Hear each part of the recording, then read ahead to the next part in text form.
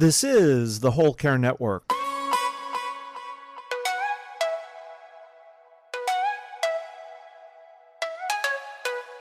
Helping you tell your story one podcast at a time. Content presented in the following podcast is for information purposes only. Views and opinions expressed in this podcast are solely those of the host and guest and may not represent the views and opinions of the Whole Care Network. Always consult with your physician for any medical advice, and always consult with your attorney for any legal advice. And thank you for listening to the Whole Care Network.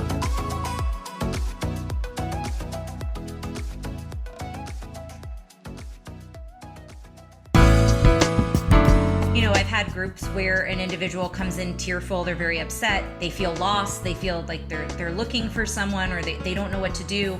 And if it's someone, especially someone I built rapport with over time, and I know them and they recognize my face, I'll invite them into music, and within a song or two, they're no longer tearful, they're actively participating, they're engaging in the music, maybe they're singing, maybe they're tapping their toes. There's a lot there, and that can work on us as well. This is the Heart of Hospice podcast with Helen Bauer. Tara Jenkins is my guest today, talking with me about harmony in dementia and how they're creating meaningfully supported musical connections one song at a time. Whether you're a family caregiver or an end-of-life professional, the Heart of Hospice is here to enhance your hospice experience by connecting you with information you can use about end-of-life care.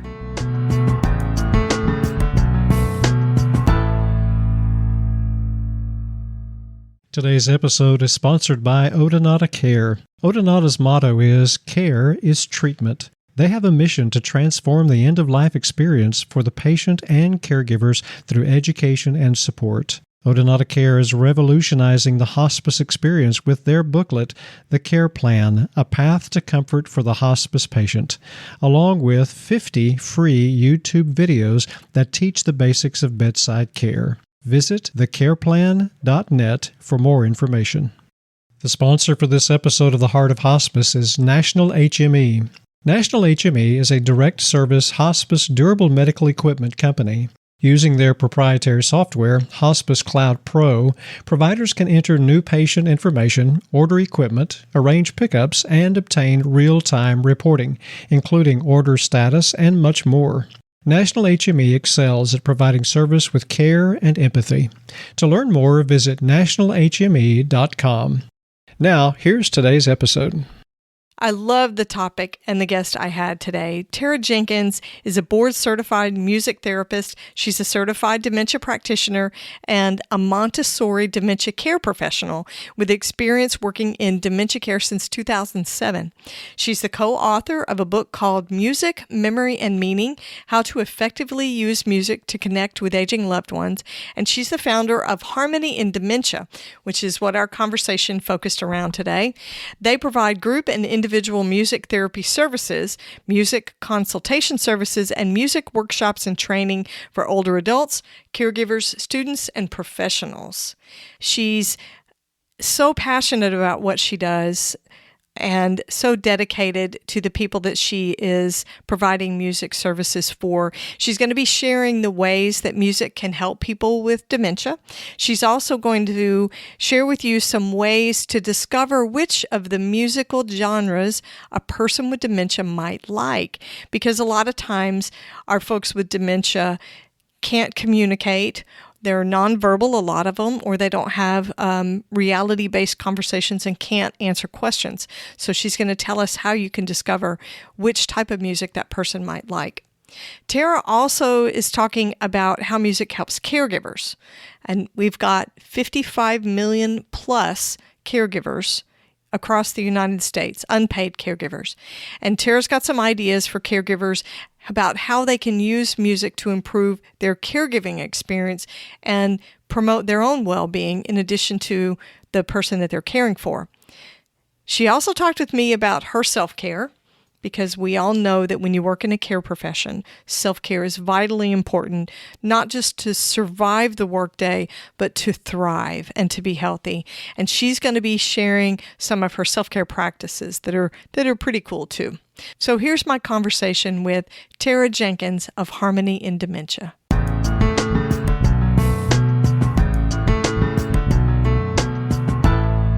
Tara, welcome to the Heart of Hospice podcast. Thank you so much for having me. It's so great to be with you. So we're going to start with an icebreaker question, but of course I'm going to relate it to music because that's your thing. And I figured, let's talk about music. So if you were going to design an end of life playlist for yourself, for someone to play for you while you're dying, and maybe you already have one, knowing the work that you do, what music would you include on there?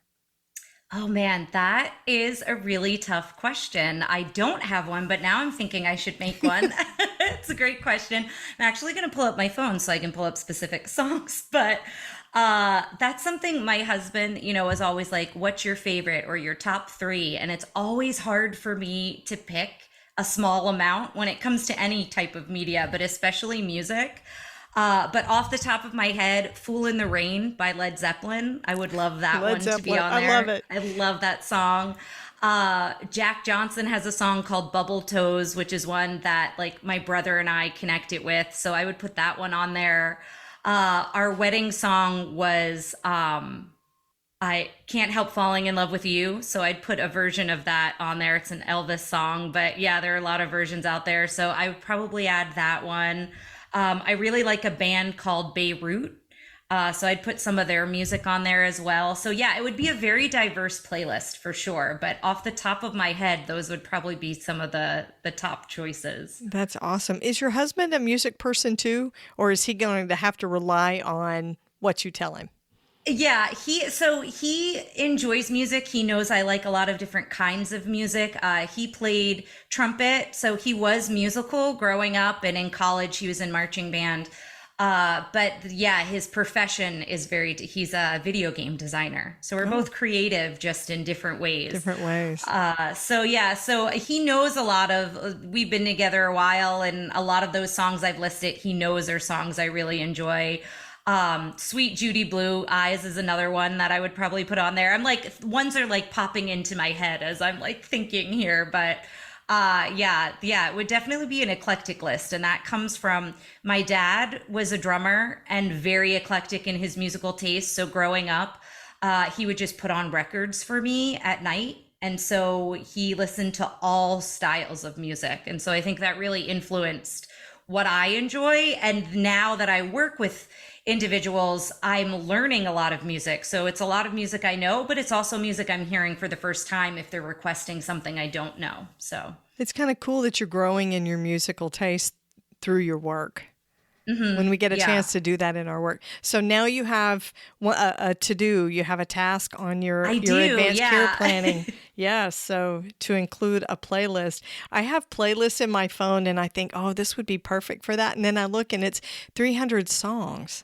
Mm-hmm. And I think, maybe that's too many. How long is it going to take me to die? That just sounds like it might be too much. So it's great that you brought up your music that's related to some special memories that you have, one with your brother, and then, of course, your wedding song. So it goes right into what we're going to be talking about today is your work with Harmony in Dementia. Yeah. So a little bit just about my career. I'm a music therapist, and for the last 17 years, I have been working in dementia care in various roles. So I was an activities director doing music therapy along with all the other responsibilities of activities. I designed a full-time music therapy program in a long-term care community where I did group and individual services, and I worked with the hospice that was contracted to come in. So I would get referrals from them to work with folks. And then I was in private practice, and all of this was in the Washington, D.C. area. And then about 7 years ago, I moved here to Austin and worked for a company. And then little over, I guess, a year and some change, a year and a couple months, I decided to go back into private practice. And that's when I kind of revamped it and changed the name to Harmony in Dementia. And really the focus is, when you think of harmony, you need a group of singers or instrumentalists to produce a chord, and you can't do it alone. And so that's really what I feel when you're caring for people living with dementia and caregivers. It's a whole village. It's a whole team. Everybody relies on one another. And so it takes a team of people working together, and that can change moment to moment, just like music, can change with dynamics and all of that. So that's kind of where the name is based. And the real goal is to spread awareness, not only about the benefits of music, but to also provide access to creative and meaningful experiences with caregivers, professionals, students, and individuals living with dementia. So through my work as a music therapist, I provide group and individual services. I provide consultation work. So it might be a caregiver calling to say, hey, I'm caring for mom in the home and I really want to use music, but I'm not sure where to start. Or this time of day is really challenging. Can music help? So I might consult that way. I might consult with an activity director on, helping train volunteers. So if there are volunteers who want to use music, they can't do music therapy because we are trained and credentialed and, all of that. But there's so much that you can still do to utilize music and care with individuals living with dementia and hospice care.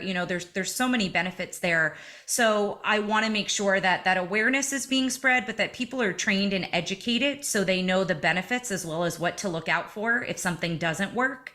Because music experiences aren't universal for everyone. So I do a lot of education in my private practice as well as clinical services. I love that. There's a lot of research that's been done about the benefits of music for everyone in end-of-life care, but especially dementia, Alzheimer's patients. Mm-hmm. So the work that you're doing is really amazing and so helpful. So let's dig in really deep there. When you're talking about providing music for someone that has dementia, so say they're at the point where they can't communicate with you, mm-hmm. An organized thought, how do you find a starting place? How do you know what genre of music to use? Yeah, that's a great question. So I've got 4 or 5 different avenues you can go down and different things you can try.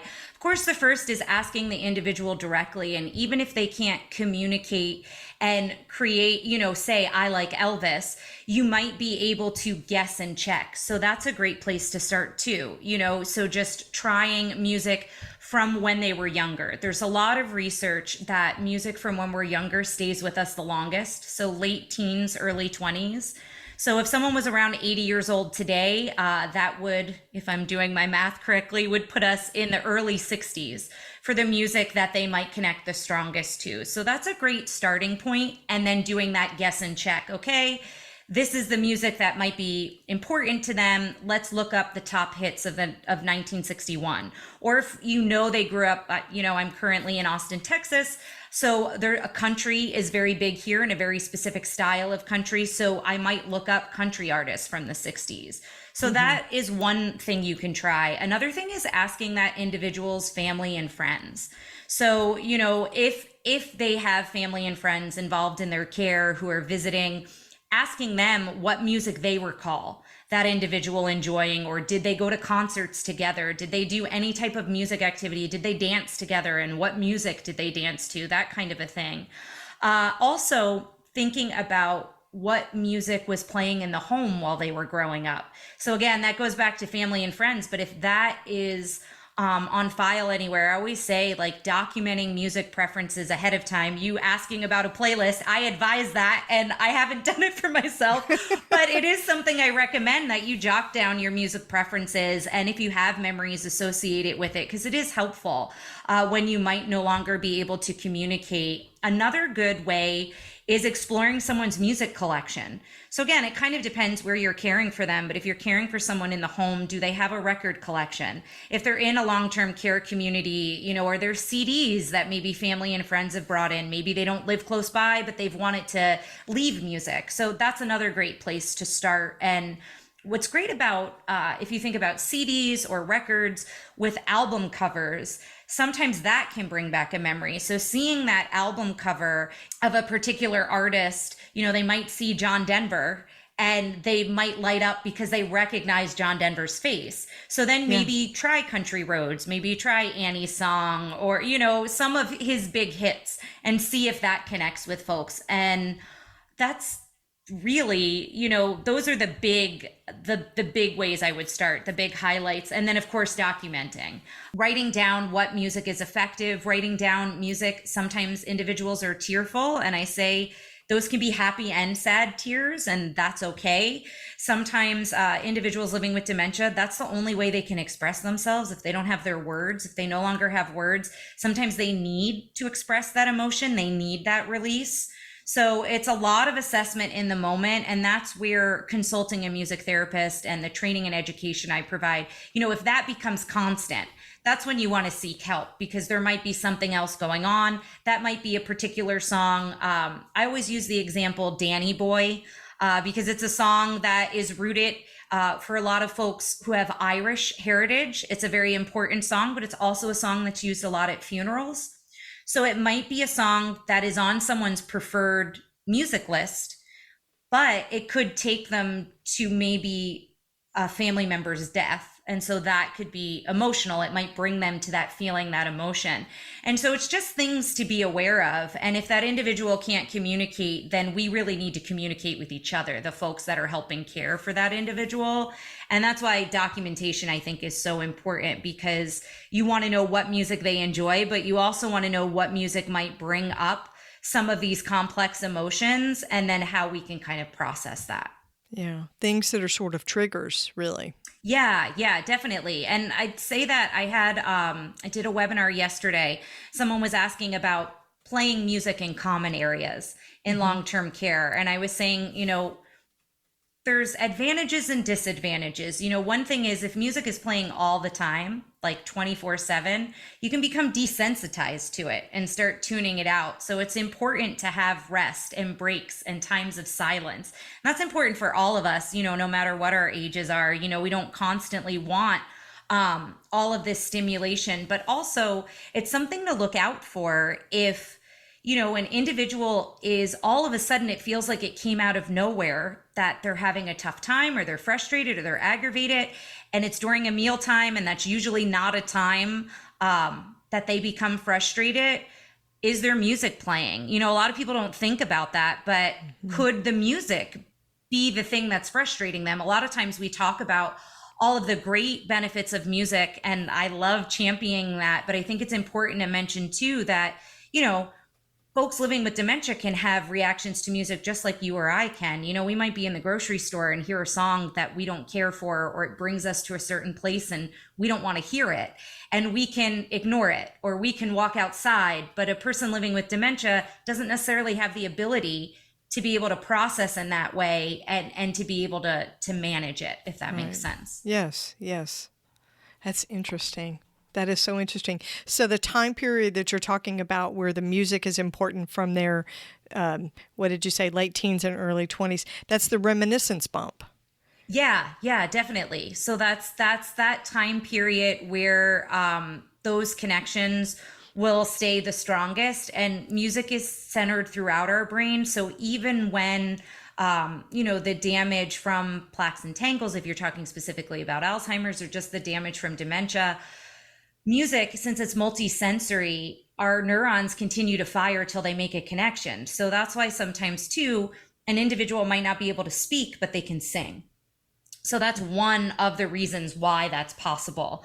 And so that's another reason why music, especially towards later stages in life and at end of life, can be so beneficial, because it's one of the last things we can respond to. And it's one of the first things we respond to in the womb as well. It's interesting. So it's funny that you're talking about this, about how dementia patients process and the neurons fire.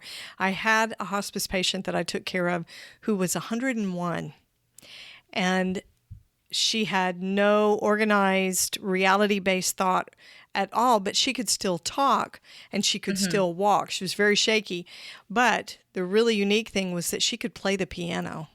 Yeah. She could play the piano. She had been doing it. In fact, her daughter was a music teacher in elementary school, and mom had been playing the piano for, not 101 years, but quite a long time. And she could still access that. And she actually enjoyed it, was something that she took pleasure from. But it was interesting that she kept that one particular skill, that one particular ability, but she was incontinent, things like that. Yeah. Yeah, I say a lot of times in my work, I'm very fortunate because music can bring out so many positive interactions and so many positive experiences. Like someone can play piano. Maybe they didn't know that, they moved to long-term care and they don't have family and friends to give that information, and you sit them down next to a piano or you give them an instrument. I bring drums and lots of different percussion instruments and things in my sessions, or, somebody sings. And yeah, there's something really beneficial about that. We can see what those individuals are still capable of, especially because a lot of times in long-term care, there's a lot of focus on what they can no longer do. So yes. How can we bring in, not my favorite focus, but yeah, unfortunately, when someone gets a diagnosis and they're told the things they can no longer do or the things they're not able to do, music can still provide choice. Music can still provide expression. Music can still provide, all of these things that maybe are taken away from other parts of their life, they can get back through music. Isn't that a nice thought? That we can actually give someone who's dealing with those issues, memory, confusion, all the stuff related to their mental capacity, and we give them a sense of control over one small thing. Mm-hmm. Isn't that nice? Because I don't know that we can say that much about too many other things. Yeah, definitely. This episode is sponsored by Odonata Care. Odonata Care founders Nancy Hireman and Brenda Kazire have crafted a 32-page booklet called The Care Plan, A Path to Comfort for the Hospice Patient. Here's what certified hospice and palliative care nurse Helen Bauer says about the Odonata Care booklet. As an end-of-life educator and advocate, I'm always on the lookout for great resources to share with caregivers and anyone dealing with a serious illness. The Care Plan from Odonata Care has features that users can access anytime they need it. There's information about the symptoms we commonly manage at end of life, like pain, anxiety, shortness of breath, and secretions. Caregivers can use the Care Plan's tracking forms for medications and write down specific instructions for their loved ones. There's even a section on how to use meds safely and appropriately. The Care Plan from Odonata Care is the perfect bedside resource for caregivers. You can purchase copies of the Care Plan for yourself or your hospice agency at thecareplan.net. A new Spanish edition is also available for purchase on their website in either print or digital versions. The sponsor for this episode of The Heart of Hospice is National HME. National HME is a direct service hospice durable medical equipment company that's serious about providing excellent service through communication and coordination for providers and families. They aim to be an extension of the hospice care team and to make DME the easiest part of the hospice provider's day. Using their proprietary software, Hospice Cloud Pro, providers can enter new patient information, order equipment, arrange pickups, and obtain real-time reporting on their order status, plus much more. National HME also provides text message notifications which keep everyone up to date on when the equipment will be delivered. National understands how important communication is when it comes to every aspect of a hospice patient's care. Here's Chris Maglioka, Senior Vice President of Business Development, describing how National HME technicians stay connected with patients and families. The family will know through text messaging when the technician's on their way.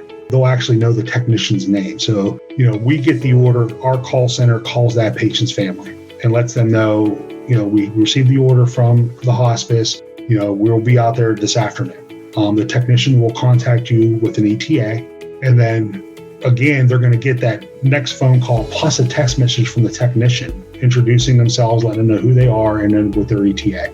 It all starts and ends with the communication part. National HME does more than just provide equipment. They provide service with care and empathy. To learn more about the services provided by National HME, you can visit their website at nationalhme.com.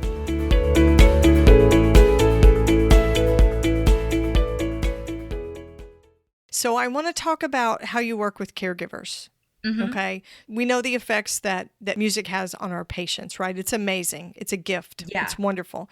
But tell me about your work with caregivers and what you do Sure. with them to, in turn, support the people that they're taking care of. Yeah, so the one thing I always try to remind folks is you don't have to be musically inclined to receive the benefits of music. Music can influence our thoughts, our feelings, our behaviors. And there's a lot of research that shows that music can activate diverse brain networks, and those include cognition, emotion, motor control, and attention. So, when you're focusing music on yourself or for a caregiver, some of the highlights are, one is just a positive impact on well-being and improved mood. So if you're listening to your favorite music, our brains will release chemicals like dopamine, so the feel-good chemical, and serotonin, the happy chemical. And so that's one reason you might feel energized after listening to your favorite song. So going back to playlists, if a caregiver creates a playlist for themselves, I know now a lot of times people have playlists they wake up to, or a song that plays for their alarm. Currently in my household, we're debating on what that song should be. But, it's not the same for everybody. Yeah, exactly. But some people have music to kind of get ready for bed, songs that maybe are going to put them in like a calmer place or a more relaxed place. And again, what's relaxing and calm to one person might not be to somebody else. A lot of times people assume classical music. And the example I always like to give is I went to a conservatory, I played French horn.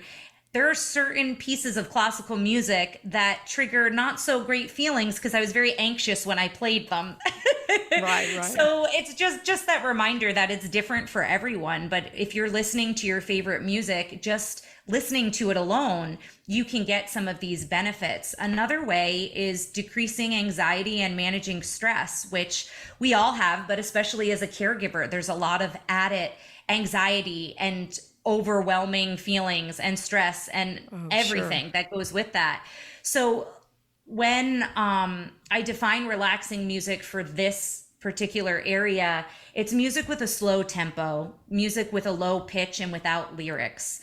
And you can kind of search for that on Spotify. There's a lot of different artists and people who do music specifically for this. And if you're listening to this type of relaxing music, it has been shown to reduce stress and anxiety. I really like, there's an individual called Garth Stevenson, and a lot of his music is instrumental, and I've heard it in yoga. When I practice, yoga instructors will use his music. So he's a great one. Liquid Mind is another one that is by an individual who curates playlists based on sleep, based on relaxation. So that's another one. And he is kind of big in the music therapy community with the research he's done. So Liquid Mind is the kind of the name of the series, and he has lots of different series. So that's another one I like to plug.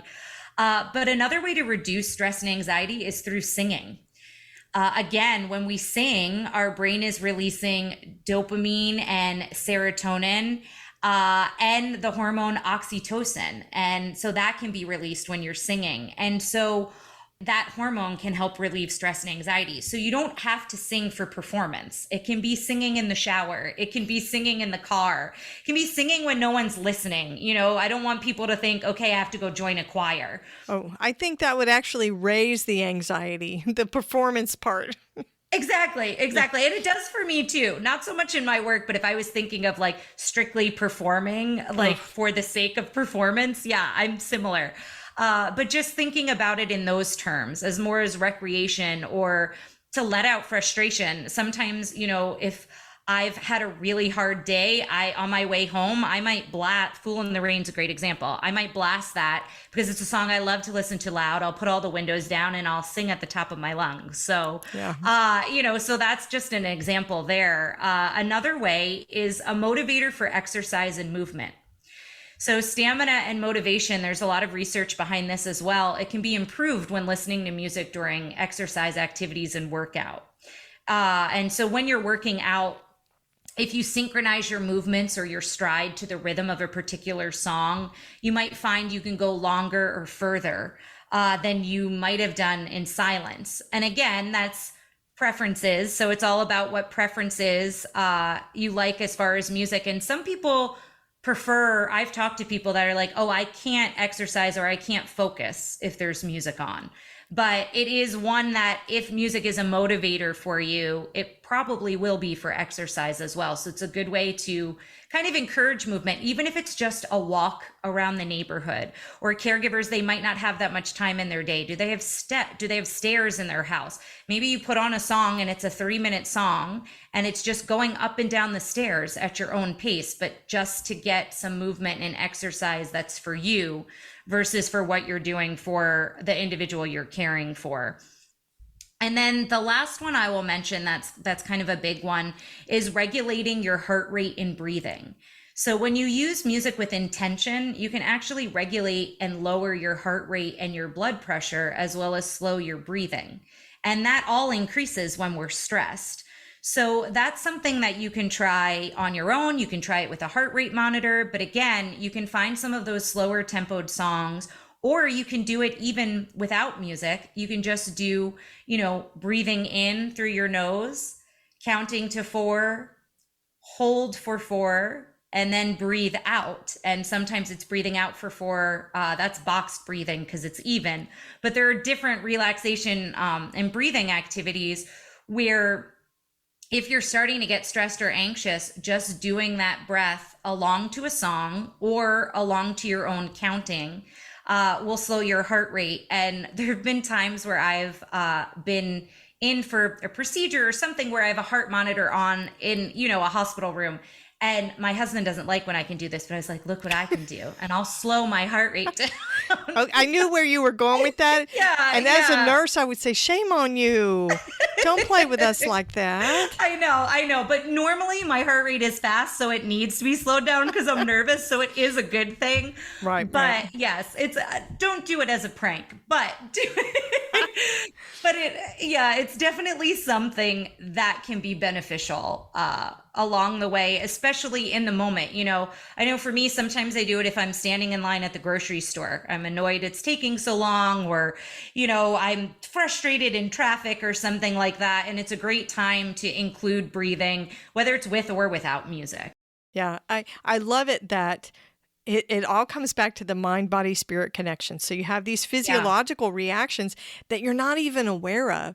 Your endocrine system is releasing these hormones and letting them surge out into your system to feel good, combat the wear and tear of the things that cause anxiety and keep your blood pressure up and keep your heart rate up.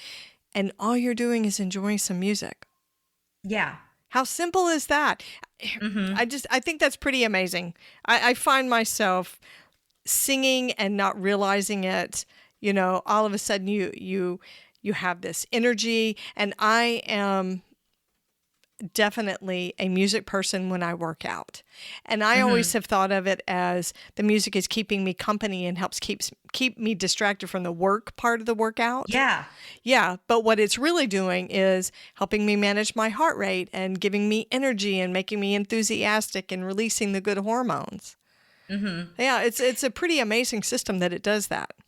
Yeah, definitely. And music as redirection is huge in my work, thinking of music as a distraction or a redirection. A lot of times, I've had groups where an individual comes in tearful, they're very upset, they feel lost, they feel like they're looking for someone, or they don't know what to do. And if it's someone, especially someone I built rapport with over time, and I know them and they recognize my face, I'll invite them into music, and within a song or two, they're no longer tearful, they're actively participating, they're engaging in the music, maybe they're singing, maybe they're tapping their toes. There's a lot there, and that can work on us as well. That's not just for individuals living with dementia, but for all of us. I love the way you say invite them into the music. Yeah. It's like come sit by me. I'll share this with you. I love that. So obviously you have a lot of experience doing that. Can you share a time with me and my listeners about something very memorable or intense for you when you were working with someone who was dying? Yeah, so I've done some hospice work through my years as a music therapist. I've never been there for the transition, but I've been there while someone's actively dying. So I've been there in, you know, the last days, the last moments in that sense. And one story, an experience that really comes to mind with me is a client that I had seen for several years. So we had a very strong rapport. She recognized me as soon as I'd come in. I saw her for individual services. And so I knew her music preferences very well, which became extremely beneficial towards the end of life when she could no longer communicate. A lot of times she was non-responsive. So I was using the music that I knew she enjoyed, that she expressed that she enjoyed when she was able to. So that's what's really great. If you do have a music therapist that kind of follows an individual through their journey, that can be really beneficial. And it was with this specific client. And during one of my last visits, it may have even been my last visit. I can't recall now because it was a year or two ago, but it was one of the last visits I had with her. She was unresponsive. And, you know, I never know when I'm going to make a connection. So, you know, I'm always trying different things. And so I came in, I shared some of her favorite songs, and one of them was Over the Rainbow. So I sang that song, and a lot of times in hospice, we'll strip it down. So maybe I'll just sing with my voice, but no guitar, you know, so you try different things to see what an individual needs in that moment. And so as I sang, I held her hand and just my voice singing. She opened her eyes, made brief eye contact with me, and squeezed my hand lightly. And it was a very quick moment. It was very powerful. It was very emotional. And it was a great reminder for me, going back to, I never know when I'm going to make a connection. And that's why I do what I do, you know, because I was able to give her that moment. And she was able to give that moment to me too. It was just as beneficial for me as it was for her, I think. Yeah. I mean, anybody who works in end of life will tell you that. If you're paying attention, you learn from your patients. They change who you are. They change us for the better. We are gifted with so much. What a privilege it is to be witnessing this woman as she's doing the labor of dying, and she takes a moment to pause and let you know, I know you're here. I hear you. Yeah. I hear you. Amazing. Amazing. And, you know, anybody can do that. We can play music. Of course. Yes. Yeah. Yes. It can be on Spotify. You don't have to have a guitar. I can't play a guitar. You wouldn't necessarily have a piano in a patient's room, but you could definitely sing or even hum. I love that idea of making that connection. So the work that you do is intense at times, right? When you work with people who have serious illness, people with dementia, there's a lot of wear and tear that comes to us as professional caregivers, which is part of your role as a music therapist. How do you find yourself affected by the work that you're doing and the way you're taking care of people? Yeah, I think for me, I'm really grateful. A lot of people, when you're in your education, a lot of music therapists work with lots of different groups of folks, like not just one. And then there are a lot of us who specialize. So it really depends on the individual. And a lot of people told me, well, you'll probably get burned out at some point. And I find I get exhausted, I get emotionally drained, but I know I found the group of folks I want to work with. And so for me, I don't necessarily have that piece of like the burned out feeling like I can't do this work anymore. But yeah, I definitely get emotionally exhausted. I definitely get physically exhausted sometimes, but my clients also really energize me. I will say, I think we all have those thoughts that's like, am I doing the right thing? Well, maybe I should just go and every now and then I'll casually have a thought that's like, maybe I should just go and do something different with my career. Right. And then I'll have a session. And then I come out of that session and I'm like, why would I do anything else? So for me, it's like I'm constantly validated by my clients and I'm energized by them. And it's this really give and take. But for me, it's also the connections. For me, it's about the rapport. It's about building relationships. And that's what's so important to me. And that's what I also want to give to the people I work with, whether it's students, whether it's professionals, whether it's caregivers or people living with dementia. I want to give them that moment of peace, that moment of connection, that moment of recalling that they danced the twist in their living room, whatever it is.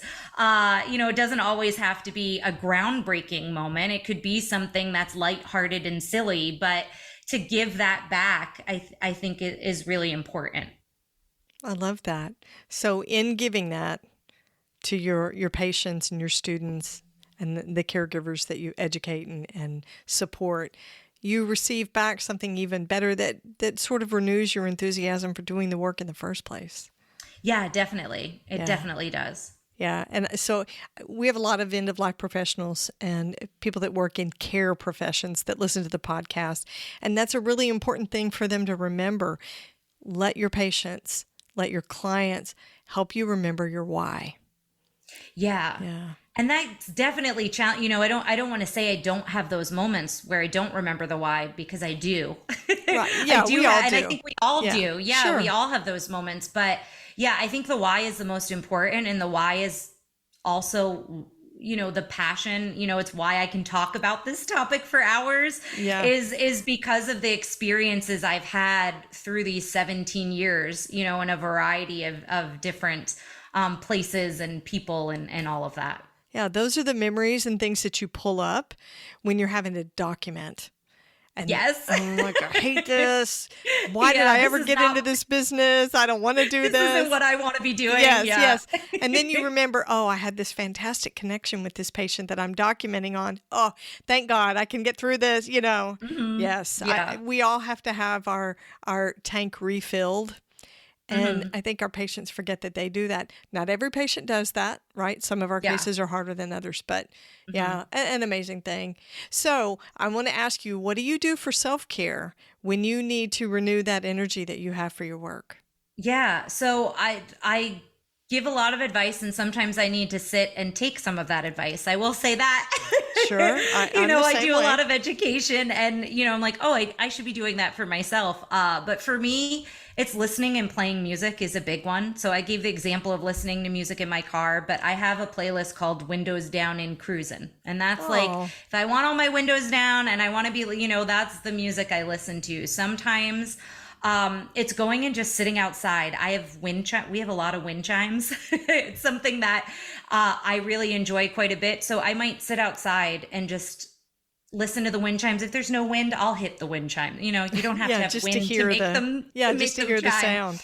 Yeah, but being outdoors for me is really important. I think, connecting to music is important. I also giving myself permission to like veg out on the couch. Sometimes I'm hard on myself for not being productive. And sometimes, that's something that I'm getting better at with listening to my body and listening to myself and saying, no, you have a reason, or, there's a reason why you feel this way, or a reason why you feel tired. Like, it's okay. You can take the 20 minutes, the hour, the day, if you need to. And I think for a lot of us as caregivers, whether it's professional or otherwise, we don't always give ourselves permission. And that's something that's really hard for me, especially when you care for others. I think a lot of times you're putting others first. I think it's just kind of the nature of like what we do. And so you're not always listening to yourself. You're not always listening to what you need. And so I'm trying to learn to be better about that, learning to be kinder to myself. I think that's really important in the self-care journey. There's activities I can do, but it's also, how you're treating yourself and that inner voice and that inner critic. And sometimes for me, that's what needs to be quieted. So sometimes self-care is quieting that inner voice or that inner critic versus, doing a specific activity. So that's a good point. So when you think about self-care for mind, body, and spirit, that's quieting that voice and reversing it and reframing the language that you're using when you talk to yourself. Yeah. That's great self-care. I think as people who work in care professions, right? Mm-hmm. And that means anybody who works in healthcare, anybody who works in the funeral home industry, all sorts of care professions, teachers, daycare workers, because there's so many of us. We have these expectations that we should never shut that stuff off. Well, heck yes, you should, because how in the world, why would you ever tell one of your caregivers you shouldn't have a non-productive day? Yeah. You always need to be doing something. If you lie down on the couch for the entire evening and watch Netflix and eat popcorn, you've wasted all those hours. You should be doing something else. You should be doing laundry, cleaning up your house. We would never tell a client that. Yes. So why would we tell ourselves that? We have this standard where we feel like we can't turn it off. Mm-hmm. Very unhealthy. Yeah. And something that's very hard to do. It's something that I'm definitely in the middle of that journey, and some days are better than others. But I think even just giving that reminder to everyone, even if, because it also comes down to being a parent, right? Especially if you're a care profession, I don't have children, but knowing friends who do, you're still not turning it off, because then you're coming home and you're caring for your household, or you're caring for your spouse, or you're caring for a pet. I mean, it really can go, any which way. And so, being able to dedicate time to yourself, or even just being kinder to yourself, I think can go a long way. But it's not something that, I think you're hearing about it more. I think people are more comfortable sharing their journeys with mental health and with self-care than, say 5-10 years ago. But it's still not something that's ingrained in us. Instead, the other, the go, the never turning it off is more ingrained in us. And so it's hard to reverse that sometimes. It is. It's true. And so many unpaid caregivers, family caregivers, work outside the home. Yeah, definitely. Yeah, so they are coming home to that second job. Mm-hmm. Yeah, interesting. Okay, so Harmony in Dementia is doing some great things. Tell my listeners how they can connect with you, maybe connect with you for the courses you offer or the services that you offer. How can they find you? Sure. Yeah. So just www.harmonyindementia.com. That's my website, and it'll give you descriptions of services. There's also examples of, interviews, and this podcast will probably appear on there. But I showcase different interviews and things I've done, so you can learn more about me that way and see some testimonials and things. And then that's a way to contact me as well. So you can send me an email through my website if you want to contact me directly. And then at Harmony in Dementia, just all one word kind of spelled out, is all my social media. So I'm on Instagram, I'm on LinkedIn, I'm on Facebook, and I have a YouTube channel. And so right now we are in Ageism Awareness. It's this Saturday, October 7th. I know this will air later, but just to give an example, I'm doing a lot of videos on ageism and how I, try to, how I might encounter it with my clients in my work and how I try to support them. So, on my social media, I do lots of different short videos, lots of helpful informational posts. So there's a lot of good information there. So even if, you might not be able to have the means to obtain my services right away, there's still a lot of good education and information on those pages. Awesome. I'll have links in the show notes to all your different social media, your site, so that people can connect with you, see the work that you're doing. I love the idea of the YouTube channel. So if you're a caregiver, turn your computer on for 5 minutes, catch a YouTube video and learn just wonderful stuff. Tara, thank you so much for being on the show. Yeah, you're welcome. Thank you so much for having me. This was great today.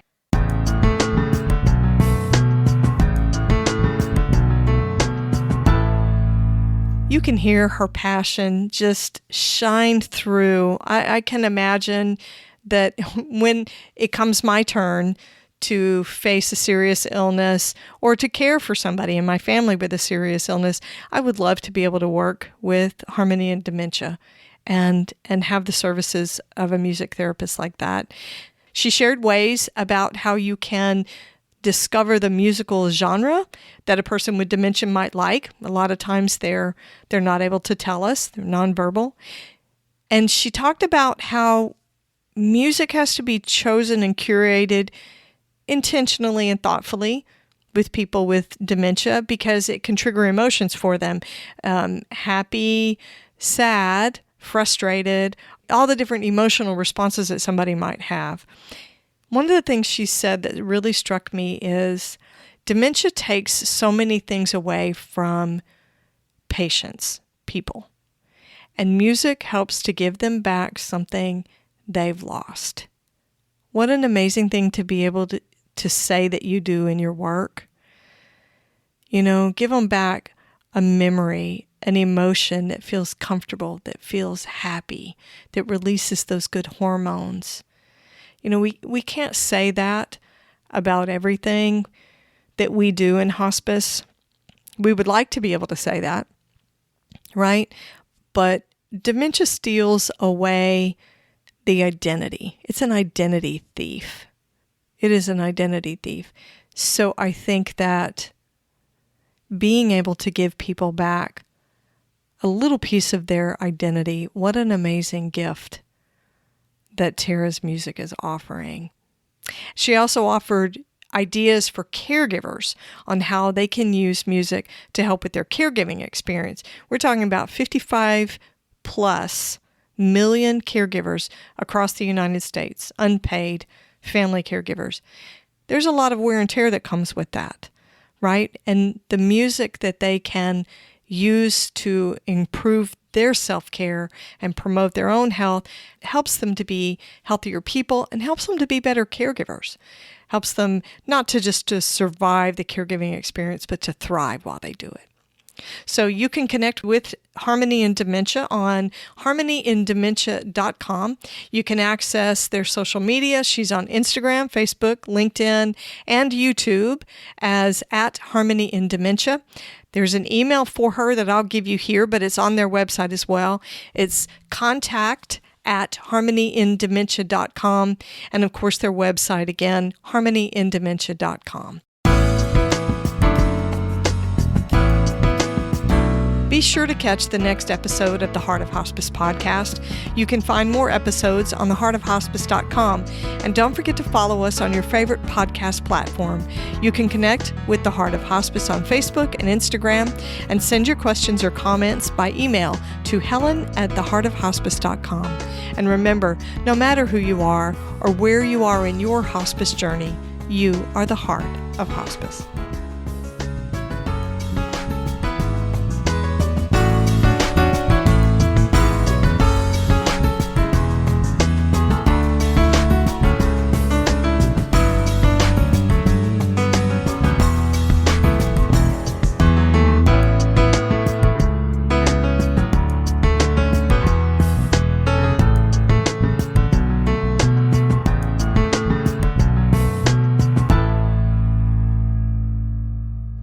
This is the Whole Care Network.